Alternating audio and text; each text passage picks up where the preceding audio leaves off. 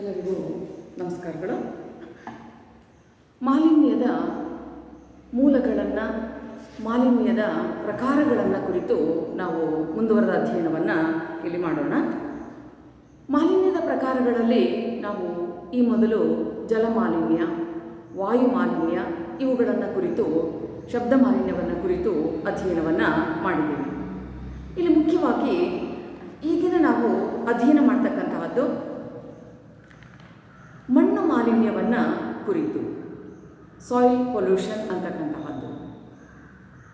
ಭೂಮಿಯ ಮೇಲ್ಪದರದಲ್ಲಿರ್ತಕ್ಕಂತಹ ಸಾವಯವ ಮತ್ತು ಅಸಾವಯವ ವಸ್ತುಗಳಿಂದ ಕೂಡಿದ ಒಂದು ವಸ್ತುವಿನ ಪದರವನ್ನು ನಾವು ಮಣ್ಣು ಅಂತ ಹೇಳಿ ಕರಿತೀವಿ. ಭೂಮಿಯ ಮೇಲ್ಪದರದಲ್ಲಿ ಸಾವಯವ ಮತ್ತು ಅಸಾವಯವ ವಸ್ತುಗಳಿಂದ ಕೂಡಿದಂತಹ ಒಂದು ಪದರ, ಆ ಪದರವನ್ನು ನಾವು ಮಣ್ಣು ಅಂಥೇಳಿ ಕರಿತೀವಿ. ಈ ಪದರ ಅಂತಕ್ಕಂಥದ್ದು ನೈಸರ್ಗಿಕವಾಗಿ ಕೋಟ್ಯಾಂತರ ವರ್ಷಗಳ ಅವಧಿಯಲ್ಲಿ ಸೃಷ್ಟಿಯಾಗಿರ್ತಕ್ಕಂಥದ್ದು ಅಥವಾ ನಿರ್ಮಿತವಾಗಿರ್ತಕ್ಕಂಥದ್ದು. ಹೀಗೆ ನಿರ್ಮಿತವಾಗಿರೋದ್ರಿಂದ ಇಲ್ಲಿ ಸಸ್ಯಗಳ ಬೆಳವಣಿಗೆಗೆ ಅಗತ್ಯವಾಗಿರ್ತಕ್ಕಂತಹ ವಾತಾವರಣ ಮತ್ತು ಪೋಷಕಾಂಶಗಳು ಇದರಲ್ಲಿರ್ತಕ್ಕಂತಹದ್ದನ್ನು ನಾವು ನೋಡ್ತೇವೆ. ಹಾಗಾದರೆ ಇಲ್ಲಿ ಮಣ್ಣು ಮಾಲಿನ್ಯ ಅಂದ್ರೇನು? ಇಲ್ಲಿ ಮಣ್ಣಿನ ಗುಣಮಟ್ಟದಲ್ಲಿ ಹಾಳಾಗಿರುವಿಕೆಯನ್ನು ನಾವು ಮಣ್ಣು ಮಾಲಿನ್ಯ ಅಂಥೇಳಿ ಕರಿತೀವಿ. ಮಣ್ಣಿನ ಗುಣಮಟ್ಟದಲ್ಲಿ ಹಾಳಾಗಿರುವಿಕೆಯನ್ನು ಮಣ್ಣು ಮಾಲಿನ್ಯ ಅಂದರೆ ಪೋಷಕಾಂಶಗಳ ಕೊರತೆ ಇರ್ತಕ್ಕಂಥದ್ದು ಅಥವಾ ಉತ್ಪಾದನಾ ಶಕ್ತಿಯನ್ನು ಕುಂಠಿತಗೊಳಿಸ್ತಕ್ಕಂಥದ್ದು, ಪುನರ್ನಿರ್ಮಾಣ ಕ್ರಿಯೆಗೆ ಅಷ್ಟೊಂದು ಪೂರಕವಾಗಿಲ್ಲದೆ ಹೋಗ್ತಕ್ಕಂತಹ ಸಂದರ್ಭವನ್ನು ನಾವಿಲ್ಲಿ ಗಮನಿಸಿದಾಗ ಅದು ಮಣ್ಣು ಮಾಲಿನ್ಯವಾಗಿ ಕಂಡುಬರುತ್ತೆ. ಯಾವ ಕಾರಣಕ್ಕಾಗಿ ಈ ಮಣ್ಣು ಮಾಲಿನ್ಯ ಇಲ್ಲಾಗುತ್ತೆ? ಮಣ್ಣಿನ ಗುಣಮಟ್ಟ ಯಾಕೆ ಕಡಿಮೆ ಆಗುತ್ತೆ ಅಥವಾ ಪೋಷಕಾಂಶಗಳ ಕೊರತೆ ಯಾತಕ್ಕಾಗಿ ಇಲ್ಲಿ ಸಂಭವಿಸುತ್ತದೆ? ಅದನ್ನು ನಾವು ಕಾರಣಗಳ ಭಾಗದಲ್ಲಿ ನೋಡೋದಾದರೆ, ಮಣ್ಣಿನ ಸವೆತ, ಮಣ್ಣಿನ ಮೇಲ್ಪದರದ ಸವೆತ ಅಥವಾ ಹೆಚ್ಚು ನೀರಿನ ಬಳಕೆ, ರಾಸಾಯನಿಕ ಗೊಬ್ಬರಗಳ ಬಳಕೆ, ಕೀಟನಾಶಕಗಳ ಸಿಂಪಡಣೆ ಮತ್ತು ಕೃಷಿಯ ಒಂದು ತ್ಯಾಜ್ಯಗಳು ಇಲ್ಲಿ ಮಣ್ಣು ಮಾಲಿನ್ಯಕ್ಕೆ ಅವಕಾಶವನ್ನು ಮಾಡಿಕೊಡುತ್ತವೆ. ಮಣ್ಣಿನ ಸವೆತ ಆಗ್ತಕ್ಕಂಥದ್ದು ಅಂದರೆ ಮೇಲ್ಪದರದ ಪೋಷಕಾಂಶಗಳು ಒಂದು ಕಡೆಯಿಂದ ಮತ್ತೊಂದು ಕಡೆಗೆ ಹೋಗ್ತಾ ಇದ್ದಂತಹ ಸಂದರ್ಭದಲ್ಲಿ ಅಲ್ಲಿ ಮಣ್ಣಿನ ಸವಕಳಿ ಆಗುತ್ತೆ, ಫಲವತ್ತತೆಯ ಒಂದು ಸವಕಳಿ ಅಂತಕ್ಕಂಥದ್ದು ಆಗುತ್ತೆ. ಹಾಗೆಯೇ ಹೆಚ್ಚು ನೀರಿನ ಬಳಕೆ ಮಾಡೋದ್ರಿಂದ ಕೂಡ ಅಲ್ಲಿ ಪೋಷಕಾಂಶಗಳು ಹಾಳಾಗ್ತಕ್ಕಂಥದ್ದನ್ನು ನಾವು ನೋಡ್ತೀವಿ.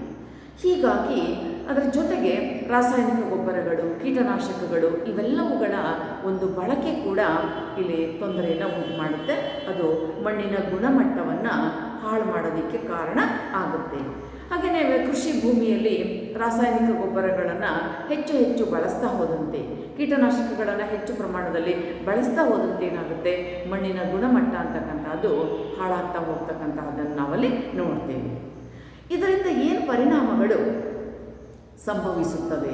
ಮಣ್ಣಿನ ಗುಣಮಟ್ಟ ಹಾಳಾಗೋದ್ರಿಂದ ಯಾವ ರೀತಿಯ ದುಷ್ಪರಿಣಾಮಗಳು ನಮ್ಮ ಒಂದು ವ್ಯವಸ್ಥೆಯ ಮೇಲೆ ಆಗುತ್ತವೆ ಎನ್ನುವಂಥದ್ದನ್ನು ಗಮನಿಸೋದಾದರೆ, ಮಣ್ಣಿನಲ್ಲಿ ಪೋಷಕಾಂಶಗಳು ಕಡಿಮೆ ಆಗೋದ್ರಿಂದ, ಗುಣಮಟ್ಟ ಹಾಳಾಗೋದ್ರಿಂದ ಬೆಳೆಗಳ ಉತ್ಪಾದನೆಯ ಪ್ರಮಾಣ ಅಥವಾ ಇಳುವರಿಯ ಪ್ರಮಾಣ ಅಂತಕ್ಕಂಥದ್ದು ಕಡಿಮೆ ಆಗುತ್ತೆ. ಅಂದರೆ ಉದಾಹರಣೆಗೆ, ಫಲವತ್ತಾದ ಭೂಮಿಯಲ್ಲಿ ಎಷ್ಟು ಇಳುವರಿಯನ್ನು ಪಡೆಯಬಹುದು ಅದಕ್ಕೆ ಅವಕಾಶವಿಲ್ಲದಂತೆ ಉತ್ಪಾದನೆಯ ಮಟ್ಟ, ಇಳುವರಿಯ ಮಟ್ಟ ಅಂತಕ್ಕಂಥದ್ದು ಇಲ್ಲಿ ಕುಂಠಿತವಾಗುತ್ತದೆ. ಹಾಗೆಯೇ ಕಲುಷಿತವಾದ ಮಣ್ಣಿನಿಂದ ಉತ್ಪಾದನೆ ಮಾಡ್ತಕ್ಕಂತಹ ಆಹಾರ ಪದಾರ್ಥಗಳು ಮಾನವನ ಆರೋಗ್ಯದ ಮೇಲೆ ಪರೋಕ್ಷವಾಗಿ ಪ್ರಭಾವವನ್ನು ಬೀರುತ್ತವೆ. ಯಾವ ಮಣ್ಣು ಕಲುಷಿತವಾಗಿರುತ್ತದೆ ಅಂತಹ ಮಣ್ಣಿನಲ್ಲಿ ಆಹಾರ ಧಾನ್ಯಗಳನ್ನು ಬೆಳೀತಕ್ಕಂಥದ್ದು, ಅದನ್ನು ಬಳಕೆ ಮಾಡ್ತಕ್ಕಂತಹ ಮಾನವರ ಆರೋಗ್ಯದ ಮೇಲೆ ದುಷ್ಪರಿಣಾಮಗಳು ಉಂಟಾಗುತ್ತದೆ. ಮತ್ತೊಂದು, ಮಣ್ಣು ಮಾಲಿನ್ಯದಿಂದ ನೀರಿನ ಕೊರತೆ ಉಂಟಾಗುತ್ತೆ. ಅಂತಹ ಸಂದರ್ಭದಲ್ಲಿ ಅನೇಕ ಪಶು ಪಕ್ಷಿಗಳು ಸಾವಿಗೀಡಾಗ್ತಕ್ಕಂತಹದ್ದನ್ನು ನಾವಲ್ಲಿ ನೋಡೋದಕ್ಕೆ ಅವಕಾಶ ಅಂತಕ್ಕಂಥದ್ದು ಆಗುತ್ತೆ. ಈ ತರಹ ಮಣ್ಣು ಮಾಲಿನ್ಯಕ್ಕೊಳಗಾಗೋದ್ರಿಂದ, ಮಣ್ಣು ಫಲವತ್ತತೆಯ ಸವೆತಕ್ಕೊಳಗಾಗೋದ್ರಿಂದ ಅಲ್ಲಿ ಪೋಷಕಾಂಶಗಳು ನಷ್ಟವಾಗಿ ಇಳುವರಿಯೇ ಕುಂಠಿತ ಆಗ್ತಕ್ಕಂಥದ್ದು. ಅಂದರೆ ಇದು ನಮ್ಮ ಇಡೀ ಆಹಾರ ಉತ್ಪಾದನೆಯ ಮೇಲೆ ಒಂದು ವ್ಯಾಪಕವಾದಂತಹ ಪ್ರಭಾವವನ್ನು ಬೀರುತ್ತದೆ. ಹಾಗಾದರೆ ಈ ಮಣ್ಣು ಮಾಲಿನ್ಯವನ್ನು ನಾವು ತಡೆಗಟ್ಟತಕ್ಕಂತಹದ್ದು ಹೇಗೆ, ಯಾವ ರೀತಿ ತಡಿಬೇಕು? ಆದಷ್ಟು ಕೀಟನಾಶಕಗಳು, ರಾಸಾಯನಿಕ ಗೊಬ್ಬರಗಳ ಬಳಕೆಗೆ ಬದಲಾಗಿ ಸಾವಯವ ಗೊಬ್ಬರ ಮತ್ತು ಜೈವಿಕ ಗೊಬ್ಬರವನ್ನು ಬಳಕೆ ಮಾಡಬೇಕು. ಹೀಗೆ ಮಾಡೋದ್ರಿಂದ ಏನಾಗುತ್ತೆ ಅಂತ ಹೇಳಿದ್ರೆ ಮಣ್ಣಿನ ಫಲವತ್ತತೆಯನ್ನು ನಾವು ಹಾಗೆ ಉಳಿಸ್ಕೊಳ್ಬೋದು. ಮತ್ತು ಅರಣ್ಯ ನಾಶವನ್ನು ತಡೆಗಟ್ಟಬೇಕು.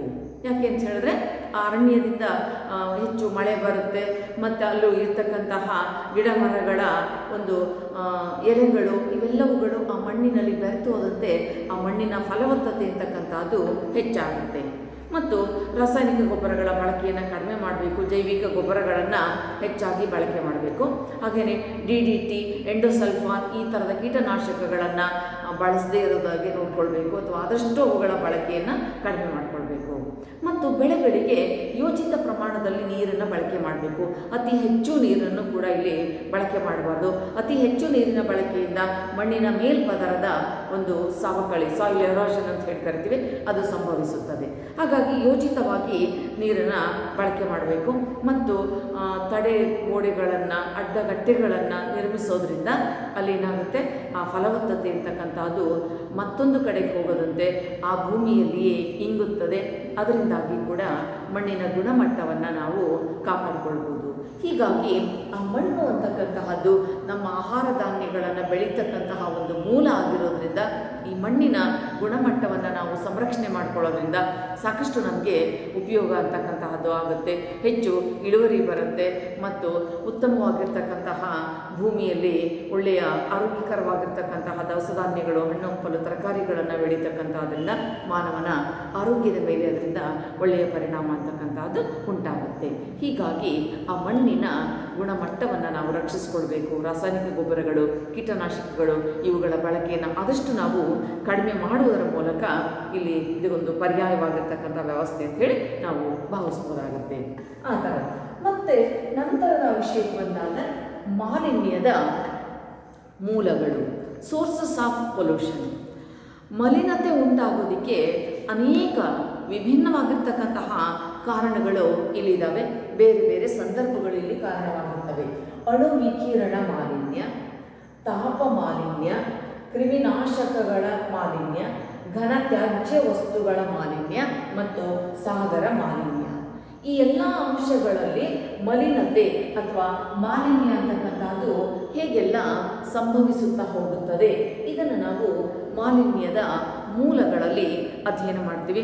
ಇಲ್ಲಿ 1 ಮತ್ತು 2 ಅಂಕದ ಪ್ರಶ್ನೆಗಳು ಮಾತ್ರವೇ ಬರ್ತಕ್ಕಂತಹದ್ದು. ಹಾಗಾದರೆ ಅಣು ವಿಕಿರಣ ಮಾಲಿನ್ಯ ಮೊದಲನೇದಾಗಿ ನಾವು ತೆಗೆದುಕೊಂಡ್ರೆ ಅಟೋಮಿಕ್ ರೇಡಿಯೇಷನ್ ಪೊಲ್ಯೂಷನ್ ಅಂತ ಹೇಳಿ ಹೇಳ್ತಾರೆ. ಈ ಅಣು ವಿಕಿರಣ ಮಾಲಿನ್ಯ ಯಾವ ರೀತಿ ಇರ್ತದೆ? ಕೆಲವು ವಸ್ತುಗಳು ತಮ್ಮಷ್ಟಕ್ಕೆ ತಾವೇ ಚೈತನ್ಯವನ್ನು ಹೊರಸೂಸುತ್ತವೆ. ಈ ಗುಣವನ್ನು ವಿಕಿರಣಶೀಲತೆ ಅಂತ ಹೇಳಿ ಕರೀತಾರೆ. ಕೆಲವು ವಸ್ತುಗಳು ತಮ್ಮಷ್ಟಕ್ಕೆ ತಾವೇ ಚೈತನ್ಯವನ್ನು ಹೊರಸೂಸುತ್ತವೆ, ಅದನ್ನು ನಾವು ವಿಕಿರಣಶೀಲತೆ ಅಂತ ಹೇಳಿ ಕರಿತೀವಿ. ಇದರಲ್ಲಿ ಮುಖ್ಯವಾಗಿ ಯುರೇನಿಯಂ, ಥೋರಿಯಂ, ರೇಡಿಯಂ ಮತ್ತು ಪೊಲೋನಿಯಂ ಈ ಮೊದಲಾದ ಐಸೋಟೋಪುಗಳು ವಿಕಿರಣಶೀಲ ವಸ್ತುಗಳಾಗಿವೆ. ಯುರೇನಿಯಂ, ಥೋರಿಯಂ, ರೇಡಿಯಂ ಮತ್ತು ಪೊಲೋನಿಯಂ ಇವುಗಳು ಇಲ್ಲಿ ತಮ್ಮಷ್ಟಕ್ಕೆ ತಾವೇ ಚೈತನ್ಯವನ್ನು ಹೊರಸೂಸ್ತಕ್ಕಂತಹ ವಿಕಿರಣಶೀಲ ವಸ್ತುಗಳಾಗಿವೆ. ಇವುಗಳಿಂದ ಏನೆಲ್ಲ ಸಂಭವಿಸುತ್ತದೆ ಅಥವಾ ಮಲಿನತೆ ಹೇಗುಂಟಾಗುತ್ತದೆ ಅನ್ನೋದನ್ನು ನಾವು ನೋಡೋದಾದರೆ, ಅಣುಶಕ್ತಿಯನ್ನು ಕೈಗಾರಿಕಾ ಉದ್ದೇಶಕ್ಕಾಗಿ ಮತ್ತು ಅಣ್ವಸ್ತ್ರಗಳ ಬಳಕೆಗಾಗಿ ತಯಾರಿಸೋದಕ್ಕೆ ಆರಂಭ ಮಾಡಿದ ಅಂದಿನಿಂದ ಈ ಅಣು ವಿಕಿರಣ ಮಾಲಿನ್ಯ ಅಂತಕ್ಕಂಥದ್ದು ಯಥೇಚ್ಛವಾಗಿ ಕಂಡುಬರ್ತಾ ಇದೆ. ಯಾಕೆಂದರೆ ಈ ಅಣು ವಿಕಿರಣ ಪ್ರಕ್ರಿಯೆಯಲ್ಲಿ ಸೂಕ್ಷ್ಮವಾದಂತಹ ಆಲ್ಫಾ, ಬೀಟಾ, ಗಾಮಾ ಇಂತಹ ಕಿರಣಗಳು ಹೊರಸೂಸೋದ್ರಿಂದ ಅವುಗಳು ವಾತಾವರಣವನ್ನು ಮಲಿನಗೊಳಿಸುತ್ತವೆ.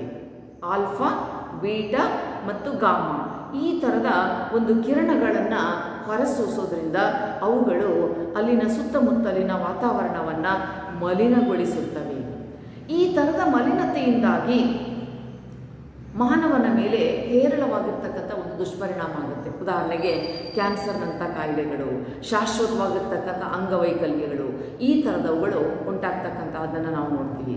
ಇದನ್ನು ನಾವು ಇತಿಹಾಸದಲ್ಲಿ ಗಮನಿಸೋದಾದರೆ, ಎರಡನೇ ಮಹಾಯುದ್ಧದ ಸಂದರ್ಭದಲ್ಲಿ ಜಪಾನಿನ ಹಿರೋಶಿಮಾ ಮತ್ತು ನಾಗಸಾಕಿಯ ಮೇಲೆ ಅಣು ಬಾಂಬ್ಗಳ ದಾಳಿ ನಡೆದಂತಹ ಸಂದರ್ಭದಲ್ಲಿ ಏಕಕಾಲದಲ್ಲಿ ಸುಮಾರು 2 ಲಕ್ಷಕ್ಕಿಂತ ಅಧಿಕ ಜನರು ಸಾವನ್ನಪ್ಪಿದರು. ಅದಷ್ಟೇ ಅಲ್ಲ, ಎಷ್ಟೋ ವರ್ಷಗಳವರೆಗೆ ಅಲ್ಲಿ ಹುಟ್ಟತಕ್ಕಂತಹ ಮಕ್ಕಳು ಅಂಗವಿಕಲರಾಗಿದ್ದರು, ಹುಟ್ಟತಕ್ಕಂಥ ಮಕ್ಕಳು ಮನೋವಿಕಲತೆಗೊಳಗಾಗಿದ್ದರು. ಅಂದರೆ ಆ ಒಂದು ವಿಕಿರಣಶೀಲತೆ, ಆ ವಿಕಿರಣಶೀಲ ವಸ್ತುಗಳು ಹೊರಸೂಸ್ತಕ್ಕಂತಹ ಕಿರಣಗಳು ತತ್ಕ್ಷಣಕ್ಕಷ್ಟೇ ಅಲ್ಲ, ಎಷ್ಟೋ ವರ್ಷಗಳವರೆಗೆ ಅದರ ಒಂದು ದುಷ್ಪರಿಣಾಮ ಅಂತಕ್ಕಂಥದ್ದು ಉಂಟಾಗುತ್ತಲೇ ಇರುತ್ತದೆ. ಹೀಗಾಗಿ ಇದು ಅತ್ಯಂತ ಭಯಾನಕವಾಗಿರ್ತಕ್ಕಂತಹ ಒಂದು ಸಂದರ್ಭ ಅಂತ ಹೇಳ್ಬೋದು. ಯಾಕೆಂದರೆ ಎಷ್ಟೋ ವರ್ಷಗಳವರೆಗೆ ಅಲ್ಲಿನ ಮಕ್ಕಳು ಅಂಗವಿಕಲರಾಗಿ ಮನೋವಿಕಲರಾಗಿ ಹುಡ್ತಾ ಇದ್ದಂದರೆ ಎಷ್ಟು ವರ್ಷಗಳವರೆಗೆ ಇದರ ಒಂದು ಪ್ರಭಾವದ ತೀವ್ರತೆ ಇರುತ್ತೆ ಅಂತಕ್ಕಂಥದ್ದನ್ನು ನಾವಿಲ್ಲಿ ನೋಡ್ಬೋದಾಗುತ್ತೆ. ಹಾಗಾಗಿ ಇಂತಹ ಒಂದು ವಸ್ತುಗಳ ಬಳಕೆಯನ್ನು ನಾವು ಆದಷ್ಟು ಕಡಿಮೆ ಮಾಡಬೇಕು. ಮತ್ತು ಕಡಿಮೆ ಮಾಡಿ ಅನಿವಾರ್ಯ ಬಳಕೆ ಮಾಡಲೇಬೇಕಾದಂತಹ ಸಂದರ್ಭ ಬಂದಾಗ ಇವುಗಳಿಂದ ಹೊರಬರ್ತಕ್ಕಂಥ ತ್ಯಾಜ್ಯಗಳನ್ನು ಸಂಸ್ಕರಿಸಬೇಕು, ಸಂಸ್ಕರಿಸಿ ವಿಕಿರಣ ರಹಿತವನ್ನಾಗಿಸಬೇಕು. ಹಾಗೆ ಮಾಡೋದ್ರಿಂದ ಅಟ್ಲೀಸ್ಟ್ ಇವುಗಳು ಮುಂದೆ ಉಂಟು ಮಾಡಬಹುದಾದಂತಹ ದುಷ್ಪರಿಣಾಮಗಳು ಕಡಿಮೆ ಆಗುತ್ತೆ. ಈ ವಸ್ತುಗಳನ್ನು ಬಳಕೆ ಮಾಡಿದಾಗ ಹೊರಬರ್ತಕ್ಕಂಥ ತ್ಯಾಜ್ಯಗಳನ್ನು ವಿಕಿರಣ ರಹಿತ ವಸ್ತುಗಳನ್ನಾಗಿ ಮಾಡಬೇಕು. ಹಾಗಾದಾಗ ಆ ಹೊರಸೂಸ್ತಕ್ಕಂತಹ ವಿಕಿರಣಗಳ ಪ್ರಭಾವ ಅಂತಕ್ಕಂಥದ್ದು ಇಲ್ಲಿ ಇಲ್ಲದೆ ಹೋಗುತ್ತದೆ. ಹಾಗಿದ್ದಾಗ ಮಾತ್ರ ಇಲ್ಲಿ ಉಪಯೋಗ ಆಗುತ್ತೆ. ಮತ್ತು ಸಾಧ್ಯವಾದ ಮಟ್ಟಿಗೆ ಯುದ್ಧಗಳು ಸಂಭವಿಸದಂತೆ ನೋಡಿಕೊಳ್ಬೇಕು. ಇಡೀ ಮನುಕುಲದ ಶಾಂತಿಯನ್ನು ಕಾಪಾಡಬೇಕು. ಅಂದರೆ ಯುದ್ಧಗಳನ್ನು ತಡೆಯಬೇಕು. ಅಣುಬಾಂಬುಗಳು, ಹೈಡ್ರೋಜನ್ ಬಾಂಬುಗಳು ಇವುಗಳ ಬಳಕೆಯನ್ನು ನಾವು ಕಡಿಮೆ ಮಾಡಿದಷ್ಟು ಮಾನವ ಕುಲಕ್ಕೆ ಒಳಿತಾಗುತ್ತೆ. ಇಲ್ಲ ಅಂತ ಹೇಳಿದ್ರೆ ಯುದ್ಧದಲ್ಲಿ ಆ ಕ್ಷಣಕ್ಕೂ ನಷ್ಟ ಆಗುತ್ತೆ. ಎಷ್ಟೋ ವರ್ಷಗಳವರೆಗೆ ಅದರ ಕಿರಣಗಳಿಂದ ಉಂಟಾಗ್ತಕ್ಕಂಥ ದುಷ್ಪರಿಣಾಮಗಳು ಇಲ್ಲಿ ಮುಂದುವರಿತಾ ಹೋಗ್ತವೆ. ಹಾಗಾಗಿ ನಾವು ಈ ಅಣ್ವಸ್ತ್ರಗಳ ಬಳಕೆಯನ್ನು ಕಡಿಮೆ ಮಾಡಬೇಕು, ಯುದ್ಧಗಳನ್ನು ಕಡಿಮೆ ಮಾಡಬೇಕು, ಮಾನವ ಶಾಂತಿಯನ್ನು ಸ್ಥಾಪನೆ ಮಾಡಬೇಕು. ಇಂತಹ ಕೆಲವು ಕ್ರಮಗಳ ಮೂಲಕ ನಾವು ಅಣು ವಿಕಿರಣ ಮಾಲಿನ್ಯವನ್ನು ತಡೆಯೋದಕ್ಕೆ ಅವಕಾಶಗಳು ಇಲ್ಲಿ ಆಗ್ತಕ್ಕಂತಹದ್ದನ್ನು ನಾವು ನೋಡ್ತೀವಿ. ಮತ್ತೊಂದು ತಾಪ ಮಾಲಿನ್ಯ, ಥರ್ಮಲ್ ಪೊಲ್ಯೂಷನ್ ಅಂತಕ್ಕಂಥದ್ದು ನೋಡಿ, ಎರಡನೇ ಭಾಗದಲ್ಲಿ ಬರ್ತಕ್ಕಂಥದ್ದು ತಾಪ ಮಾಲಿನ್ಯ. ಈ ತಾಪ ಮಾಲಿನ್ಯ ಎನ್ನುವುದು ಜೈವಿಕ ಅಸಮತೋಲನಕ್ಕೆ ಕಾರಣವಾಗುತ್ತದೆ. ತಾಪ ಮಾಲಿನ್ಯ ಎನ್ನುವುದು ಜೈವಿಕ ಅಸಮತೋಲನಕ್ಕೆ ಕಾರಣ ಆಗುತ್ತೆ. ಅಂದರೆ ಇಲ್ಲಿ ಕೈಗಾರಿಕೆಗಳು, ವಾಹನಗಳು, ವಿದ್ಯುತ್ ಸ್ಥಾವರಗಳು ಇವುಗಳ ಯಂತ್ರಗಳಲ್ಲಿ ಬಳಸ್ತಕ್ಕಂತಹ ನೀರಿನ ವ್ಯವಸ್ಥೆಗೆ ಸಂಬಂಧಪಟ್ಟಂತೆ, ಅಂದರೆ ಕೈಗಾರಿಕೆಗಳು, ವಾಹನಗಳು, ಕಾರ್ಖಾನೆಗಳು, ಇಲ್ಲಿ ಈ ವಿದ್ಯುತ್ ಸ್ಥಾವರಗಳು ಇಲ್ಲಿ ಬಳಸ್ತಕ್ಕಂತಹ ಯಂತ್ರಗಳ ಉಷ್ಣತೆಯನ್ನು ಕಡಿಮೆ ಮಾಡೋದಕ್ಕೆ ಬಳಸ್ತಕ್ಕಂಥ ನೀರು. ಮುಂದೆ ಆ ನೀರನ್ನು ಒಮ್ಮೆಲೆ ನೀರು, ನದಿ ಅಥವಾ ಭೂಮಿಗೆ ಯಾವುದೇ ಸಂಸ್ಕರಣೆ ಇಲ್ಲದೆ ಸೇರ್ಪಡೆಯಾದರೆ, ಅಂದರೆ ಅತ್ಯಧಿಕ ಉಷ್ಣತೆಯಿಂದ ಕೂಡಿರ್ತಕ್ಕಂಥ ಈ ನೀರನ್ನು ಸಂಸ್ಕರಿಸದೆ ಭೂಮಿ ಅಥವಾ ನದಿ ಮೂಲಗಳಿಗೆ ಸೇರ್ಪಡೆ ಮಾಡಿದಾಗ ಏನಾಗುತ್ತೆ, ಅಲ್ಲಿ ತಾಪ ಮಾಲಿನ್ಯ ಅಂತಕ್ಕಂತಹದ್ದು ಉಂಟಾಗ್ತಕ್ಕಂತಹದ್ದನ್ನು ನಾವು ನೋಡ್ತೀವಿ. ಭೂಮಿಗೆ ಅತ್ಯಧಿಕ ಉಷ್ಣತೆಯಿಂದ ಕೂಡಿರ್ತಕ್ಕಂಥ ನೀರು ಸೇರ್ಪಡೆಯಾಗೋದ್ರಿಂದ ಆ ಭೂಮಿಯಲ್ಲಿರ್ತಕ್ಕಂತಹ ಕೆಲವು ಕ್ರಿಮಿಗಳು, ಅಂದರೆ ಜೈವಿಕ ಗೊಬ್ಬರದ ಉತ್ಪಾದನೆಗೆ ಪೂರಕವಾಗಿರ್ತಕ್ಕಂತಹ ಕ್ರಿಮಿಗಳು ನಾಶವಾಗುತ್ತವೆ. ಭೂಮಿಯ ಮಣ್ಣಿನ ಗುಣಮಟ್ಟ ಅಂತಕ್ಕಂಥದ್ದು ಹಾಳಾಗುತ್ತದೆ. ಇನ್ನು ಜಲಚರಗಳು, ನದಿ ಮೂಲಕ್ಕೆ ಆ ನೀರು ಸೇರಿದಾಗ ಅಲ್ಲಿ ಜಲಚರಗಳು ನಾಶವಾಗಿ ಹೋಗುತ್ತವೆ. ಹೀಗಾಗೋದ್ರಿಂದ ಏನಾಗುತ್ತೆ ನೋಡಿ, ಇಲ್ಲಿ ಈ ಥರದ ಚಟುವಟಿಕೆಗಳಿಂದ ವಾತಾವರಣದಲ್ಲಿ ಪೂರಕ ಅಂಶ ಇಲ್ಲದೆ ಹೋದಾಗ ಗಿಡಮರಗಳ ಒಂದು ಬೆಳವಣಿಗೆ ಕೂಡ ಕುಂಠಿತ ಆಗುತ್ತೆ. ಗಿಡಮರಗಳು ಯಾವಾಗ ಕುಂಠಿತವಾಗುತ್ತೋ ಆಮ್ಲಜನಕದ ಪೂರೈಕೆ ಕಡಿಮೆ ಆಗುತ್ತೆ ಮತ್ತು ಜಲಚರಗಳು ನಾಶವಾಗೋದ್ರಿಂದ ಪ್ರಕೃತಿಯಲ್ಲಿ ಜೀವಿಗಳ ಒಂದು ಅಸಮತೋಲನ ಅಂತಕ್ಕಂಥದ್ದು ನಿರ್ಮಾಣ ಆಗುತ್ತೆ. ಹೀಗಾಗಿ ನಾವು ಈ ಒಂದು ತಾಪ ಮಾಲಿನ್ಯವನ್ನು ಕಡಿಮೆ ಮಾಡಬೇಕು, ಹತೋಟಿಯಲ್ಲಿಟ್ಕೊಳ್ಬೇಕು. ಅಂದರೆ ಈ ಕೈಗಾರಿಕೆಗಳು, ಕಾರ್ಖಾನೆಗಳು, ವಿದ್ಯುತ್ ಸ್ಥಾವರಗಳಲ್ಲಿ ಬಳಕೆಯಾದಂತಹ ಅತ್ಯಧಿಕ ಉಷ್ಣದ ನೀರನ್ನು ಅದನ್ನು ತಂಪುಗೊಳಿಸಬೇಕು. ತಂಪುಗೊಳಿಸಿ ಸಂಸ್ಕರಿಸಿ ಭೂಮಿಗೆ ಅಥವಾ ನದಿ ಮೂಲಗಳಿಗೆ ಬಿಡುವುದರಿಂದ ಅಟ್ಲೀಸ್ಟ್ ಇದರ ಒಂದು ದುಷ್ಪರಿಣಾಮವನ್ನು ತಡೆಯೋದಕ್ಕೆ ಅವಕಾಶಗಳು ಅಂತಕ್ಕಂಥದ್ದು ಇಲ್ಲಿ ಕಂಡುಬರುತ್ತೆ. ಈ ತರಹ ನಾವು ತಾಪ ಮಾಲಿನ್ಯವನ್ನು ಕಡಿಮೆ ಮಾಡುವಂತಹ ಒಂದು ಪ್ರಯತ್ನವನ್ನು ಈ ಮೂಲಕ ಕೈಗೊಳ್ಳಬಹುದು. ಮತ್ತೊಂದು ಕ್ರಿಮಿನಾಶಕಗಳ ಮಾಲಿನ್ಯ, ಪೆಸ್ಟಿಸೈಡ್ ಪೊಲ್ಯೂಷನ್ ಅಂತಕ್ಕಂಥದ್ದು. ಇವತ್ತು ಕೃಷಿ ಮತ್ತು ಮನೆಗಳ ಬಳಕೆಯಲ್ಲಿ ನಾವು ಬ್ಯಾಕ್ಟೀರಿಯಾ, ಕ್ರಿಮಿಕೀಟಗಳು ಅಥವಾ ಹುಳ ಹುಪ್ಪಟೆಗಳು ಇವುಗಳನ್ನು ನಿಯಂತ್ರಿಸೋದಕ್ಕೆ ಕೀಟನಾಶಕಗಳನ್ನು ಬಳಕೆ ಮಾಡ್ತೀವಿ. DDT ಅಂತಹ ವಿಷಕಾರಿ ವಸ್ತುವನ್ನು ಬಳಕೆ ಮಾಡ್ತೀವಿ. ಹಾಗೆ ನೋಡಿದ್ರೆ 1972ರಲ್ಲಿಯೇ ಅಮೇರಿಕ DDT ಬಳಕೆಯನ್ನು ರದ್ದು ಮಾಡಿದೆ. ಅದು ಹಾನಿಕಾರಕ, ಅದನ್ನು ಸ್ಪ್ರೇ ಮಾಡಬಾರ್ದು ಅಂತ ಹೇಳಿ ಅಂತ. ಆದರೆ ಎಲ್ಲ ದೇಶಗಳಲ್ಲಿ, ಅಮೇರಿಕ ಹೊರತುಪಡಿಸಿದ್ರೆ ಇನ್ನುಳಿದ ದೇಶಗಳಲ್ಲಿ DDT ಸಿಂಪರಣೆ ಅಂತಕ್ಕಂಥದ್ದು ನಡೀತಾನೆ ಇದೆ.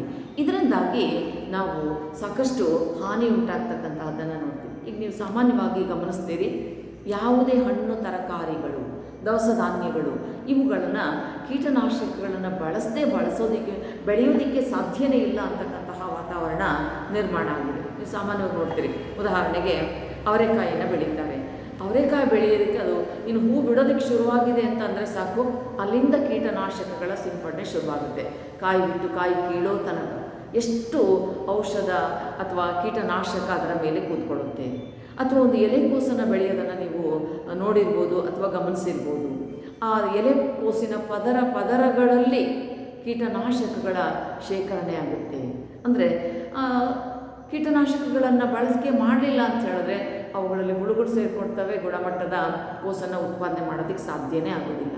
ಹೀಗಾಗೋದ್ರಿಂದ ಏನಾಗಿದೆ ಅಂತ ಹೇಳಿದ್ರೆ, ನಾವು ಕೀಟನಾಶಕಗಳನ್ನು ಬಳಸದೆ ಯಾವ ಹಣ್ಣು ತರಕಾರಿಗಳನ್ನು ಬೆಳೆಯೋದಕ್ಕೆ ಸಾಧ್ಯ ಇಲ್ಲ ಎನ್ನುವಂತಹ ಒಂದು ದುಸ್ಥಿತಿಯನ್ನು ಇವತ್ತು ನಿರ್ಮಾಣ ಮಾಡಿಕೊಂಡಿದ್ದೀವಿ. ಹಾಗಾಗಿ ಇವತ್ತು ವ್ಯಾಪಕವಾಗಿ ಅವುಗಳನ್ನು ಬಳಕೆ ಮಾಡ್ತಾ ಇದ್ದೀವಿ. ಹಾಗಾಗಿ ನಾವು ಪ್ರತಿನಿತ್ಯ ನಮಗೆ ಅರಿವಿಲ್ಲದಂತೆಯೇ ಒಂದಷ್ಟು ಪ್ರಮಾಣದಲ್ಲಿ DDTಯನ್ನು ನಾವು ಸೇವಿಸ್ತಾ ಇದ್ದೀವಿ. ನಮಗೆ ಗೊತ್ತಾಗ್ತಾ ಇಲ್ಲ ನಾವು DDTಯನ್ನು ಸೇವಿಸ್ತಾ ಇದ್ದೀವಿ ಅಂತ. ಆದರೆ ನಾವು ತಿಂತಕ್ಕಂಥ ಹಣ್ಣು ತರಕಾರಿ ಎಲ್ಲವುಗಳನ್ನು ನಾವು ಒಮ್ಮೆ ತೊಳೆದ್ರೂ ಅದರಿಂದ ಆ ಒಂದು ಕೀಟನಾಶಕಗಳ ಒಂದು ಶೇಖರಣೆ ತಕ್ಷಣಕ್ಕೆ ಹೊರಟೋಗೋದಿಲ್ಲ.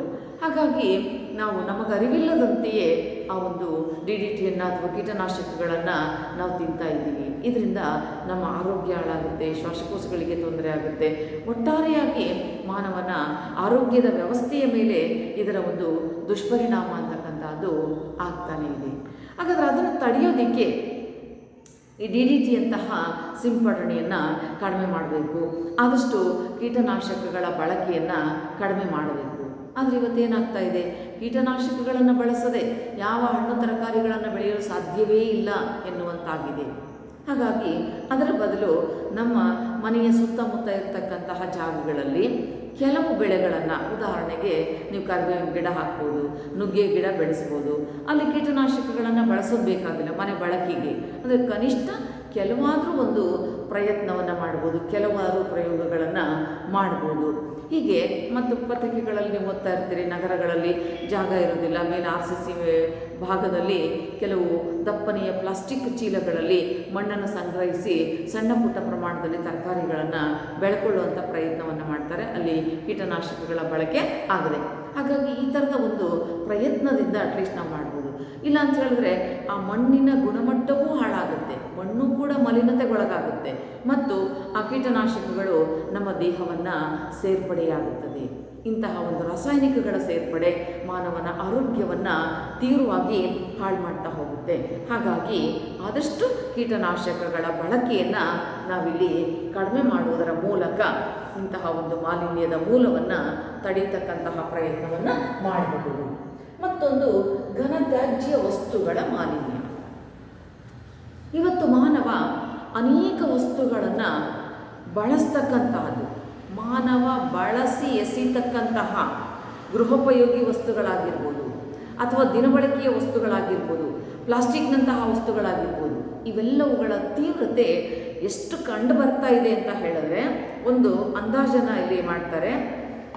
ತ್ಯಾಜ್ಯ ವಸ್ತುಗಳನ್ನು 1 ಕಿಲೋಮೀಟರ್ ವ್ಯಾಸವುಳ್ಳ ಪ್ರದೇಶದಲ್ಲಿ ಶಂಕುವಿನ ಆಕಾರದಲ್ಲಿ ಹಾಕ್ತಾ ಬಂದರೆ 1 ವರ್ಷದಲ್ಲಿ ಮೌಂಟ್ ಎವರೆಸ್ಟನ್ನು ಮೀರಿಸುವಷ್ಟು ಎತ್ತರಕ್ಕೆ ಈ ಒಂದು ಘನ ತ್ಯಾಜ್ಯ ವಸ್ತುಗಳನ್ನು ಸೇರಿಸಬಹುದು ಅಂತಕ್ಕಂಥದ್ದು.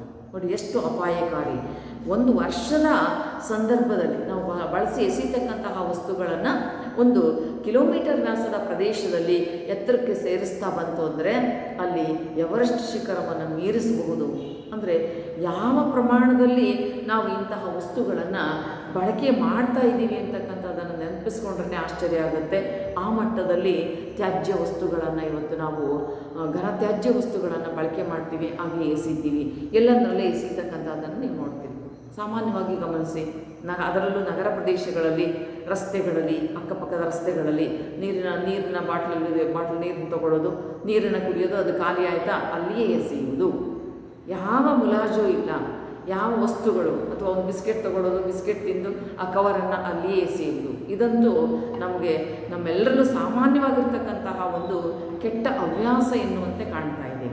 ಹೀಗಾಗಿ ಈ ಥರದ ವಸ್ತುಗಳು, ರಸ್ತೆ, ಇಂತಹ ಪ್ಲಾಸ್ಟಿಕ್ನ ಬಳಕೆಯಿಂದಾಗಿ ಅವು ಚರಂಡಿಗಳಿಗೆ ಹಾಕ್ತಕ್ಕಂಥದ್ದು, ಆ ಚರಂಡಿಯ ಹೋಲ್ಗಳನ್ನು ಕಟ್ಕೊಂಡು ನೀರು ಒಂದು ಕಡೆ ಸಂಗ್ರಹ ಆಗ್ತಕ್ಕಂಥದ್ದು, ಶೇಖರಣೆ ಆಗ್ತಕ್ಕಂಥದ್ದು, ಅದು ಮುಂದೆ ಅನೇಕ ಸಾಂಕ್ರಾಮಿಕ ರೋಗಗಳಿಗೂ ಕೂಡ ಅವಕಾಶವನ್ನು ಮಾಡಿಕೊಡುತ್ತೆ. ಈ ಥರದ ಒಂದು ಸಂದರ್ಭಗಳು, ಸನ್ನಿವೇಶಗಳು ಇಲ್ಲಿ ಯಥೇಚ್ಛವಾಗಿ ಆಗ್ತಕ್ಕಂಥದ್ದನ್ನು ನೋಡ್ತೀವಿ. ಹಾಗಾಗಿ ನಗರದ ರಸ್ತೆಗಳು, ಚರಂಡಿಗಳು, ಮೈದಾನಗಳು, ಉದ್ಯಾನವನಗಳು, ರೈಲ್ವೆ ನಿಲ್ದಾಣಗಳು, ಬಸ್ ಸ್ಟಾಪ್ಗಳು, ಸಾರ್ವಜನಿಕ ಸಮಾರಂಭಗಳು ನಡೀತಕ್ಕಂಥ ಸ್ಥಳದಲ್ಲಂತೂ ಇದನ್ನು ನಾವು ಗೆಸ್ ಮಾಡೋದಕ್ಕೆ ಸಾಧ್ಯ ಇಲ್ಲ, ಊಹೆ ಮಾಡೋದಕ್ಕೆ ಸಾಧ್ಯ ಇಲ್ಲ. ಆ ರೂಪದಲ್ಲಿ ಅಲ್ಲಿ ಘನ ತ್ಯಾಜ್ಯ ವಸ್ತುಗಳ ಒಂದು ಶೇಖರಣೆ, ಸಂಗ್ರಹಣೆ ಅಂತಕ್ಕಂಥದ್ದು ಆಗ್ತಾ ಬರ್ತಕ್ಕಂತಹದ್ದನ್ನು ನೋಡ್ತೀವಿ. ಒಂದು ಅಂದಾಜನ್ನು ಮಾಡಲಾಗ್ತದೆ, ಜಗತ್ತಿನಾದ್ಯಂತ ಪ್ರತಿ ವರ್ಷ 15,000 ಕೋಟಿ ಕ್ಯಾನ್ಗಳು, ನೀರನ್ನ ಬಳಕೆ ಮಾಡ್ತಕ್ಕಂತಹ ಪ್ಲಾಸ್ಟಿಕ್ ಕ್ಯಾನ್ಗಳು 15,000 ಕೋಟಿ ಕ್ಯಾನ್ಗಳು, 8 ಕೋಟಿ ಟನ್ಗಳಷ್ಟು ಬಾಟಲ್ಗಳು, ಎಸೀತಕ್ಕಂಥ ಬಾಟಲ್ಗಳ ಸಂಖ್ಯೆ 15 ಕೋಟಿ ಟನ್ಗಳ ಅಷ್ಟು ಪೇಪರ್ಗಳು, ಪ್ಲಾಸ್ಟಿಕ್ ಮತ್ತು ತ್ಯಾಜ್ಯ ವಸ್ತುಗಳ ಬಳಕೆ ಅಂತಕ್ಕಂಥದ್ದು ಇಲ್ಲಿ ನಿರಂತರವಾಗಿ ನಡೀತಾ ಇರ್ತಕ್ಕಂಥದ್ದನ್ನು ನೋಡ್ತೀವಿ. ಇವತ್ತು ಯಾವುದೇ ಮದುವೆ ಸಮಾರಂಭಗಳು ನೋಡಿ, ಅಲ್ಲಿ ಪ್ಲಾಸ್ಟಿಕ್ ಬಾಟ್ಲಲ್ಲಿ ನೀರನ್ನು ಇಡ್ತಾರೆ. ಊಟ ಮಾಡಿದ ತಕ್ಷಣ ಅರ್ಧ ನೀರು ಕುಡಿತೀವಿ, ಇನ್ನು ಅರ್ಧ ಹಾಗೇ ಇರ್ತದೆ. ಸೊ ಅದನ್ನೆಲ್ಲ ಒಂದು ಕಡೆ ತಗೊಂಡೋಗಿ ಎಸೀತಾರೆ. ಈ ಥರದ ಒಂದು ಪ್ರಮಾಣ ಅಂತಕ್ಕಂಥದ್ದು ಯಾವ ಪರಿ ಆಗ್ತಾ ಇದೆ ಅಂತ ಹೇಳಿದ್ರೆ, ಇವತ್ತು ನಾವೆಲ್ಲರೂ ಒಂದು ಕಡೆಯಿಂದ ಇನ್ನೊಂದು ಕಡೆಗೆ ಸಂಚರಿಸುವಂತಹ ಸಂದರ್ಭದಲ್ಲಿ ನೀರನ್ನು ಕೊಂಡ್ಕೊಳ್ತೀವಿ, ನೀರನ್ನು ಕುಡಿತೀವಿ, ಬಾಟ್ಲು ಎಲ್ಲಿ ಖಾಲಿ ಆಗುತ್ತೆ ಅಲ್ಲಿ ಎಸೀತಾ ಹೋಗ್ತೀವಿ. ಈ ತರಹದ ಒಂದು ಘನಘೋರವಾಗಿರ್ತಕ್ಕಂತಹ ಈ ಘನತ್ಯಾಜ್ಯ ವಸ್ತುಗಳ ಒಂದು ಸಂಗ್ರಹ ಅಂತಕ್ಕಂಥದ್ದು ಎಲ್ಲಂದರಲ್ಲೇ ನಡೀತಾ ಇರ್ತದೆ. ಮತ್ತು ಅನೇಕ ವಸ್ತುಗಳನ್ನು ನಾವು ಬಳಕೆ ಮಾಡ್ತೀವಿ. ಆ ವಸ್ತುವಿನ ಬಳಕೆ ಮುಗಿದ ತಕ್ಷಣ ಅದನ್ನು ಎಸೀತೀವಿ, ಎಲ್ಲಂದರಲ್ಲೇ ಎಸೀತೀವಿ. ಅದಕ್ಕೆ ಒಂದು ಸಂಸ್ಕರಣೆಯೂ ಇಲ್ಲ, ಎಲ್ಲಿ ಒಂದು ಕಡೆ ಶೇಖರಿಸಬೇಕು ಅನ್ನುವಂಥದ್ದು ಇಲ್ಲ. ಹೀಗಾಗಿ ಆ ಒಂದು ಮಾಹಿತಿ ಇಲ್ಲದೇ ನಾವು ನಮ್ಮ ಸುತ್ತಮುತ್ತಲಿನ ವಾತಾವರಣವನ್ನು ನಾವು ಹಾಳು ಮಾಡಿಕೊಳ್ತಾ ಇದ್ದೀವಿ. ಇದನ್ನು ಕೆಲವು ಸಾರಿ ಕಂಪೋಸ್ಟ್ ಗೊಬ್ಬರವಾಗಿ, ಸಾವಯವ ಗೊಬ್ಬರವಾಗಿ ಬಳಕೆ ಮಾಡ್ಕೊಳ್ಬೋದು. ಪ್ಲಾಸ್ಟಿಕ್ಕನ್ನು ಹೊರತುಪಡಿಸಿದ್ರೆ ಇನ್ನು ನೀರಿನಲ್ಲಿ ಮಣ್ಣಿನಲ್ಲಿ ಕರಗುವಂತಹ ವಸ್ತುಗಳಿಂದ ನಾವು ಜೈವಿಕ ಗೊಬ್ಬರವನ್ನು ತಯಾರಿಸ್ಬೋದು. ಆದರೆ ಹಾಗೆ ಮಾಡದೇನೆ ಈ ಥರ ಎಲ್ಲಂದರಲ್ಲಿ ಎಸೀತಕ್ಕಂಥದ್ದು ಮತ್ತು ಪ್ಲಾಸ್ಟಿಕ್ ಎಷ್ಟು ಹಾನಿಕಾರಕವಾಗಿರ್ತಕ್ಕಂಥ ವಸ್ತು ಅನ್ನೋ ಅರಿವು ನಮಗಿಲ್ಲ. ಇತ್ತೀಚೆಗೆ ಸರ್ಕಾರ ಅದನ್ನು ಬ್ಯಾನ್ ಮಾಡ್ತಾ ಇದೆ ಮತ್ತು ನಾವು ಅದನ್ನು ಬಳಕೆ ಮಾಡ್ತಾನೆ ಹೋಗ್ತೀವಿ. ಆ ಪ್ಲಾಸ್ಟಿಕ್ ಅಂತೂ ಉದಾಹರಣೆಗೆ ಇನ್ನೊಂದು ಅಂಶವನ್ನು ನಾವು ನೋಡೋದಾದರೆ, ಪ್ಲಾಸ್ಟಿಕ್ಕನ್ನು ತಿಂದಂತಹ ಎಷ್ಟೋ ದನಕರುಗಳು ಸತ್ತು ಹೋಗಿವೆ, ಜಾನುವಾರುಗಳು ಸತ್ತು ಹೋಗಿವೆ. ಯಾಕೆಂದರೆ ಆ ಬಣ್ಣದ ಪ್ಲಾಸ್ಟಿಕ್ ದನಗಳಿಗೆ ಬೇರೇನೋ ತಿಂಡಿಯ ವಸ್ತುವಾಗಿ ಕಾಣುತ್ತೆ. ಆ ಪ್ಲಾಸ್ಟಿಕ್ಕನ್ನು ನುಂಗು ಬಿಡ್ತವೆ, ಅದು ಆ ದೇಹದಲ್ಲಿ ಸಿಕ್ಕಾಕೊಳ್ತದೆ, ಜೀರ್ಣ ಆಗೋದಿಲ್ಲ. ಹಾಗಾಗಿ ಅವುಗಳು ಎಷ್ಟೋ ಸಾರಿ ಮರಣ ಹೊಂದೋದಕ್ಕೆ ಅವಕಾಶ ಅಂತಕ್ಕಂಥದ್ದಾಗುತ್ತೆ. ಚರಂಡಿಯಲ್ಲಿ ನೀರು ಕಟ್ಕೊಳ್ಳೋದಕ್ಕೆ ಅವಕಾಶ ಅಂತಕ್ಕಂಥದ್ದಾಗುತ್ತೆ. ಇಡೀ ಹರಿತಕ್ಕಂಥ ನೀರಿನ ಸರಾಗ ವ್ಯವಸ್ಥೆಯ ಮೇಲೇ ಇದರ ಒಂದು ದುಷ್ಪರಿಣಾಮ ಅಂತಕ್ಕಂಥದ್ದು ಇದೆ. ಇದು ಮಣ್ಣಿನಲ್ಲಿ ಕೊಳೆಯುವುದೂ ಇಲ್ಲ, ನೀರಿನಲ್ಲಿ ಕರಗುವುದೂ ಇಲ್ಲ. ಹಾಗಾಗಿ ಇದು ನಿರಂತರವಾದಂತಹ ಒಂದು ದುಷ್ಪರಿಣಾಮವನ್ನು ಉಂಟು ಮಾಡ್ತಾನೆ ಇರ್ತದೆ. ಕೆಲವು ಸಾರಿ ಪರಿಸರವಾದಿಗಳಿಂದ ವಿರೋಧ ಬಂದ ತಕ್ಷಣ ಅದನ್ನು ನಿಲ್ಲಿಸ್ತಾರೆ, ನಿಷೇಧ ಮಾಡ್ತಾರೆ, ಮತ್ತು ನಿಧಾನಕ್ಕೆ ಅದರ ಒಂದು ಬಳಕೆ ಅಂತಕ್ಕಂಥದ್ದು ಆರಂಭ ಆಗುತ್ತೆ. ಹೀಗಾಗಿ ಇಂತಹ ಘನತ್ಯಾಜ್ಯ ವಸ್ತುಗಳು ಇಡೀ ವಾತಾವರಣವನ್ನು ಹಾಳು ಮಾಡ್ತಾ ಬಂದಿರತಕ್ಕಂತಹದ್ದನ್ನು ನಾವಿಲ್ಲಿ ಮುಖ್ಯವಾಗಿ ಕಾಣ್ತಾ ಹೋಗ್ತೀವಿ. ಮತ್ತೊಂದು ಸಾಗರ ಮಾಲಿನ್ಯ, ಓಷನ್ ಪೊಲ್ಯೂಷನ್. ಸಮುದ್ರ ಸಾಗರಗಳು ಕೂಡ ಇಲ್ಲಿ ಮಲಿನತೆಗೆ ಒಳಗಾಗ್ತಕ್ಕಂಥದ್ದು. ಅಂದರೆ ಸಾಗರದ ನೀರು ಕೂಡ ಮಲಿನತೆಯಿಂದ ಮುಕ್ತವಾಗಿಲ್ಲ. ಯಾಕೆಂದರೆ ಸಮುದ್ರ ಸಾಗರಗಳಿಗೆ ಎಲ್ಲೆಡೆಯಿಂದಲೂ ಹರಿದು ಬರ್ತಕ್ಕಂತಹದ್ದು ನೀರು. ಆ ಎಲ್ಲೆಡೆಯಿಂದ ಹರಿದು ಬರ್ತಕ್ಕಂತಹ ನೀರು ಏನಾಗಿರ್ತದೆ? ರಾಸಾಯನಿಕಗಳಿಂದ ಕೂಡಿರುತ್ತದೆ, ಕ್ರಿಮಿನಾಶಕಗಳಿಂದ ಕೂಡಿರುತ್ತದೆ, ಹಾಗೆಯೇ ಕೈಗಾರಿಕಾ ತ್ಯಾಜ್ಯಗಳಿಂದ ಕೂಡಿರುತ್ತದೆ. ಹೀಗಾಗಿ ಆ ಸಮುದ್ರದ ನೀರು ಏನು ಲವಣಯುಕ್ತವಾಗಿರ್ತದೆ ಅಂತಹ ನೀರು ಇಲ್ಲಿ ಮಲಿನತೆಗೆ ಒಳಗಾಗ್ತಕ್ಕಂತಹದ್ದು, ಜೈವಿಕ ಪರಿಸರದ ಅಸಮತೋಲನಕ್ಕೆ ಕಾರಣ ಆಗುತ್ತೆ. ಜೊತೆಗೆ ಆ ಸಮುದ್ರದಲ್ಲಿ ಜೀವಿಸ್ತಕ್ಕಂತಹ ಜಲಚರಗಳ ಮೇಲೆ ಕೂಡ ಅದರ ಒಂದು ದುಷ್ಪರಿಣಾಮ ಆಗುತ್ತೆ. ಅನೇಕ ಸಾರಿ ನಾವು ಪತ್ರಿಕೆಗಳಲ್ಲಿ ಓದ್ತೀವಿ, ಸಮುದ್ರದ ದಂಡೆಗೆ ಸಾವಿರಾರು ಮೀನುಗಳು ಬಂದು ಸತ್ತು ಬಿದ್ದಿವೆ ಅಥವಾ ಸಾವಿರಾರು ಏಡಿಗಳು ಬಂದು ಸತ್ತು ಬಿದ್ದಿವೆ. ಅದರ ಅರ್ಥ ಏನು? ಆ ನೀರು ಮಲಿನವಾಗಿರ್ತಕ್ಕಂಥದ್ದು, ಅದರಿಂದಾಗಿ ಅಲ್ಲಿನ ಜಲಚರಗಳ ಜೀವಕ್ಕೆ ಕುತ್ತು ಬಂದಿದೆ, ಧಕ್ಕೆಯಾಗಿದೆ. ಹೀಗಾಗಿ ಎಷ್ಟೋ ಜಲಚರಗಳು ಅಲ್ಲಿ ಸಾವನ್ನಪ್ಪುತ್ತವೆ. ಇದರಿಂದ ಒಂದು ರೀತಿ ಪ್ರಾಣಿಗಳ ಲೋಕದಲ್ಲಿ ಅಸಮತೋಲನ ಒಂದು ವ್ಯವಸ್ಥೆ ಅಂತಕ್ಕಂಥದ್ದು ನಿರ್ಮಾಣ ಆಗುತ್ತೆ. ಮತ್ತು ಕೈಗಾರಿಕೆಗಳು, ಈ ಚರಂಡಿಗಳು, ದಿನಬಳಕೆ ವಸ್ತುಗಳು, ಗೃಹೋಪಯೋಗಿ ವಸ್ತುಗಳು, ಇವುಗಳೆಲ್ಲ ಬಳಸಿ ಎಸೀತಕ್ಕಂತಹ ವಸ್ತುಗಳು. ಯಾವುದೇ ಒಂದು ಚರಂಡಿ ನೀರು ಹರಿತಾ ಇರ್ತಕ್ಕಂಥ ಕಡೆ ನೋಡಿದ್ರೆ ಅಲ್ಲಿ ಪ್ಲಾಸ್ಟಿಕ್ ಬಾಟಲ್ಗಳು, ಎಲ್ಲ ಥರದ ವೇಸ್ಟೇಜ್ ಅಲ್ಲಿರ್ತದೆ. ಆ ನೀರು ಹಂತ ಹಂತವಾಗಿ ನಿಧಾನಕ್ಕೆ ನದಿ ಸೇರ್ತಕ್ಕಂಥದ್ದು, ಆ ನದಿ ಮೂಲಗಳಿಂದ ಸಮುದ್ರಗಳಿಗೆ ಹೋಗ್ತಕ್ಕಂಥದ್ದು. ಹೀಗಾಗಿ ಸಮುದ್ರದ ದಂಡೆಗಳನ್ನು ನೋಡಬೇಕು, ಆ ನೀರು ಎಷ್ಟು ಮಲಿನವಾಗಿರ್ತದೆ ಅಂತಕ್ಕಂಥದ್ದು. ಹೀಗಾಗೋದ್ರಿಂದ ಏನಾಗುತ್ತೆ ಅಂದರೆ ಅಲ್ಲಿನ ಜೀವಚರಗಳು ನಾಶವಾಗುತ್ತವೆ, ಜಲಚರಗಳು ನಾಶವಾಗುತ್ತವೆ, ಮತ್ತು ಅಲ್ಲಿನ ವಾತಾವರಣವು ಕೂಡ ಮಲಿನತೆಯಿಂದ ಕೂಡಿರೋದಕ್ಕೆ ಸಾಧ್ಯ ಆಗುತ್ತೆ. ಹೀಗಾಗಿ ಇಲ್ಲಿ ಕಾಣ್ತಕ್ಕಂತಹ ಅಂಶಗಳಿದ್ದಾವೆ. ನಮಗೆ ಬಹಳ ಪ್ರಮುಖವಾಗಿ ಒಂದು ಇಡೀ ವಾತಾವರಣದ ಮೇಲೆ ದುಷ್ಪರಿಣಾಮವನ್ನು ಉಂಟು ಮಾಡತಕ್ಕಂತಹ ಒಂದು ಬೆಳವಣಿಗೆಗೆ ಕಾರಣ ಆಗುತ್ತವೆ. ಇವು ನಾವು ಮಾಲಿನ್ಯದ ಮೂಲಗಳಲ್ಲಿ ಅಧ್ಯಯನ ಮಾಡ್ತಕ್ಕಂಥದ್ದು. ಇಲ್ಲಿ ಮಾಲಿನ್ಯದ ಪ್ರಕಾರಗಳಲ್ಲಿ ನಾವು ಮೊದಲು ಆರಂಭಕ್ಕೆ ಬರೋದಾದರೆ, ಮೊದಲನೇದಾಗಿ ನಾವು ವಾಯು ಮಾಲಿನ್ಯವನ್ನು ಕುರಿತು ಅಧ್ಯಯನ ಮಾಡಿದ್ವಿ, ಜಲ ಮಾಲಿನ್ಯವನ್ನು ಕುರಿತು ಅಧ್ಯಯನ ಮಾಡಿದ್ವಿ, ಈ ದಿನ ಮಣ್ಣು ಮಾಲಿನ್ಯವನ್ನು ಕೂಡ ಕುರಿತು ಅಧ್ಯಯನ ಮಾಡಿದ್ವಿ. ಇನ್ನೊಂದು ಶಬ್ದ ಮಾಲಿನ್ಯವನ್ನು ಕೂಡ ಕುರಿತು ಅಧ್ಯಯನ ಮಾಡಬೇಕಾಗುತ್ತೆ. ಅಹಿತಕರವಾದಂತಹ ಪ್ರಮಾಣದ ಶಬ್ದವನ್ನು ನಾವು ಶಬ್ದ ಮಾಲಿನ್ಯ ಅಂಥೇಳಿ ಪರಿಗಣಿಸ್ತೀವಿ. ಅಹಿತಕರವಾಗಿರ್ತಕ್ಕಂಥ ಶಬ್ದ ಅಂದರೆ ನಮ್ಮ ಕಿವಿಗಳಿಗೆ ಕರ್ಕಶವಾಗಿರ್ತಕ್ಕಂಥದ್ದು, ಕೇಳೋದಕ್ಕೆ ಹಿತವಾಗಿಲ್ಲದೆ ಇರತಕ್ಕಂತಹದ್ದು, ಈ ಥರದ ಒಂದು ಶಬ್ದ. ಈ ಅಧಿಕ ಶಬ್ದದಿಂದ ನಮ್ಮ ಮಾನಸಿಕ ದೈಹಿಕ ಅಸ್ವಸ್ಥತೆಗೆ ಕಾರಣ ಆಗುತ್ತೆ. ನಮಗೆ ಮಾನಸಿಕವಾಗಿ ಕಿರಿಕಿರಿ ಆಗುತ್ತೆ, ದೈಹಿಕವಾಗಿ ಕಿರಿಕಿರಿ ಆಗುತ್ತೆ.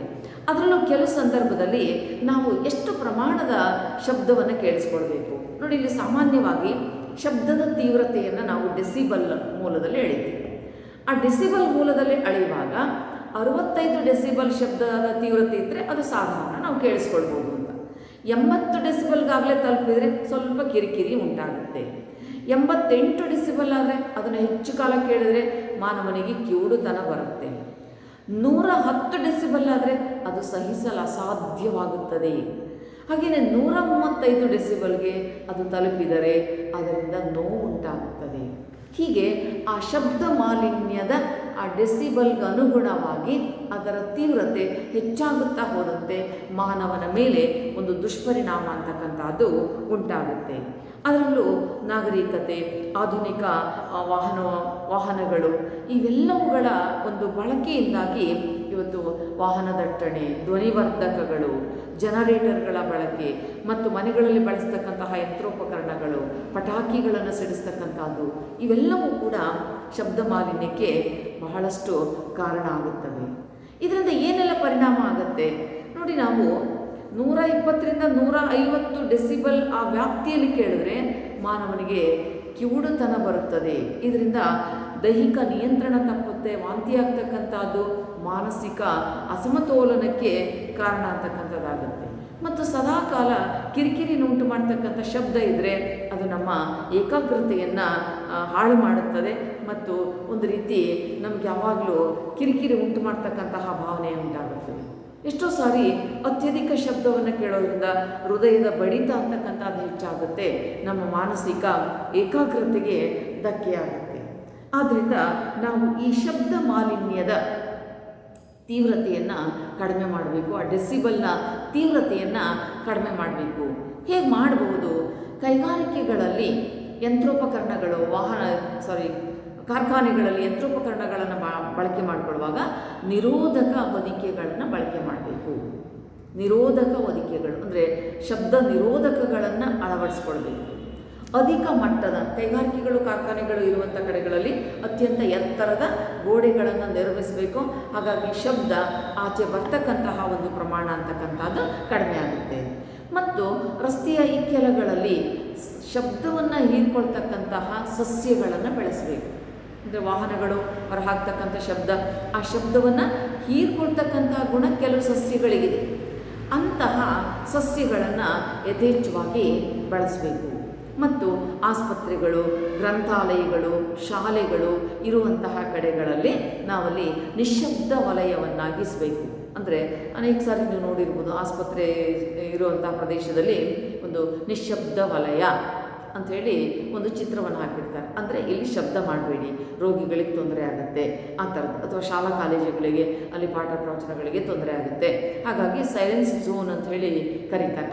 ಆ ಥರದ ಒಂದು ನಿಶ್ಶಬ್ದ ವಲಯಗಳನ್ನು ನಿರ್ಮಿಸೋದ್ರಿಂದ ಅಟ್ಲೀಸ್ಟ್ ನಾವು ಆ ಶಬ್ದದ ಒಂದು ಕಿರಿಕಿರಿಯನ್ನು ತಡಿಬೋದು. ಅದರಲ್ಲೂ ವಿಶೇಷವಾಗಿ ಆಸ್ಪತ್ರೆಗಳು, ಗ್ರಂಥಾಲಯಗಳು, ಶಾಲಾ ಕಾಲೇಜುಗಳು, ಶಿಕ್ಷಣ ಸಂಸ್ಥೆಗಳು ಇವುಗಳಿರ್ತಕ್ಕಂತಹ ಕಡೆಗಳಲ್ಲಿ ಈ ಒಂದು ಸೈಲೆಂಟ್ ಝೋನನ್ನು ನಿರ್ಮಿಸೋದ್ರಿಂದ ಕನಿಷ್ಠ ಪಕ್ಷ ಆ ಭಾಗಕ್ಕಾದರೂ ಅದರಿಂದ ಉಂಟಾಗ್ತಕ್ಕಂತಹ ಕಿರಿಕಿರಿಯನ್ನು ಕಡಿಮೆ ಮಾಡ್ಬೋದು. ಮತ್ತು ಪಠ್ಯಕ್ರಮದ ಮೂಲಕ ವಿದ್ಯಾರ್ಥಿಗಳಲ್ಲಿ, ಮಕ್ಕಳಲ್ಲಿ ಅರಿವನ್ನು ಮೂಡಿಸಬೇಕು. ಇದು ಬಹಳ ಮುಖ್ಯ. ಇದು ಕೇವಲ ಶಬ್ದ ಮಾಲಿನ್ಯಕ್ಕಷ್ಟೇ ಅಲ್ಲ, ವಾಯು ಮಾಲಿನ್ಯ, ಜಲ ಮಾಲಿನ್ಯ, ಮಣ್ಣು ಮಾಲಿನ್ಯ, ಶಬ್ದ ಇವೆಲ್ಲವುಗಳ ಬಗ್ಗೆಯೂ ಕೂಡ ನಾವು ವಿದ್ಯಾರ್ಥಿಗಳಲ್ಲಿ ಅರಿವನ್ನು ಮೂಡಿಸಬೇಕು. ಯಾಕೆಂದರೆ ಇವತ್ತು ಬೆಳೀತಕ್ಕಂತಹ ಮಕ್ಕಳೇ ಮುಂದಿನ ಪ್ರಜೆಗಳಾಗಿ ರೂಪುಗೊಳ್ತಾರೆ. ಕನಿಷ್ಠ ಪಕ್ಷ ಅವರಿಗೆ ಈ ಹಂತದಲ್ಲಿ ಈ ಬಗೆಯ ಒಂದು ಜ್ಞಾನ ಇತ್ತು ಅಂತ ಹೇಳಿದ್ರೆ ಅವರು ಮುಂದೆ ಅದರ ತೀವ್ರತೆಯನ್ನು ಕಡಿಮೆ ಮಾಡ್ತಕ್ಕಂತಹ ಪ್ರಯತ್ನದ ಬಗ್ಗೆ ಅವರಲ್ಲಿ ಒಂದು ಅವೇರ್ನೆಸ್ ಅಂತಕ್ಕಂಥದ್ದು ಮೂಡೋದಕ್ಕೆ ಸಾಧ್ಯ ಆಗ್ಬೋದು. ಹೀಗಾಗಿ ಆ ಒಂದು ತಿಳುವಳಿಕೆಯನ್ನು ಮಕ್ಕಳಲ್ಲಿ ಮೂಡಿಸುವಂತಹ ಪ್ರಯತ್ನವನ್ನು ಮಾಡಬೇಕು. ಮತ್ತು ಮಾಲಿನ್ಯದ ಮೂಲಗಳಲ್ಲಿ ಅಣು ವಿಕಿರಣ ಮಾಲಿನ್ಯ, ತಾಪ ಮಾಲಿನ್ಯ, ಕ್ರಿಮಿನಾಶಕಗಳ ಮಾಲಿನ್ಯ, ಘನ ತ್ಯಾಜ್ಯ ವಸ್ತುಗಳ ಮಾಲಿನ್ಯ ಮತ್ತು ಸಾಗರದ ಮಾಲಿನ್ಯ ಇವೆಲ್ಲ 1 ಮತ್ತು 2 ಅಂಕಗಳ ವ್ಯಾಪ್ತಿಯ ಪ್ರಶ್ನೆಗಳಾಗಿರ್ತವೆ. ಇವುಗಳನ್ನು ತಡೀತಕ್ಕಂತಹ ಒಂದು ಪ್ರಯತ್ನದಲ್ಲಿ ಸರ್ಕಾರ ಮತ್ತು ಸಾರ್ವಜನಿಕರು, ನೀವು ಎಲ್ಲರೂ ಕೂಡ ಪಾತ್ರವನ್ನು ವಹಿಸೋದ್ರಿಂದ ಈ ಮಾಲಿನ್ಯವನ್ನು ತಡೆಯೋದಕ್ಕೆ ಸಾಧ್ಯವಾಗುತ್ತೆ ಎನ್ನುವಂತಹ ಒಂದು ಅಂಶವನ್ನು ನಾವು ಈ ಮೂಲಕ ಗಮನಿಸಬಹುದು. ಎಲ್ಲರಿಗೂ ವಂದನೆಗಳು.